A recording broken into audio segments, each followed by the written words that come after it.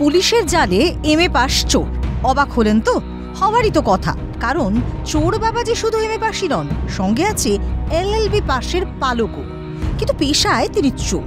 পুলিশের জালে পাকড়াও হওয়ার পরে নিজে মুখেই কবুল করেছেন সে কথা। ইংলিশে এমএ এলএলবি। হ্যাঁ, ইংলিশে এমএ এলএলবি। এলএলবি করেছো? কতগুলো চুরি করেছো এখন পর্যন্ত? এখন 9টা।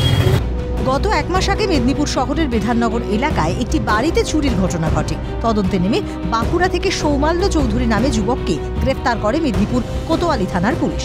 উদ্ধার হয় চুরি যাওয়া অনেক সোনার গহনা। জানা গেছে প্রায় 200 চুরির সঙ্গে যুক্ত সৌমাল্য, যদিও নিজে স্বীকার করেছেন মাত্র 9টি চুরির সঙ্গেই তিনি যুক্ত। কতগুলো চুরি করেছো এখন পর্যন্ত? এখন 9টা। আর আগেগুলো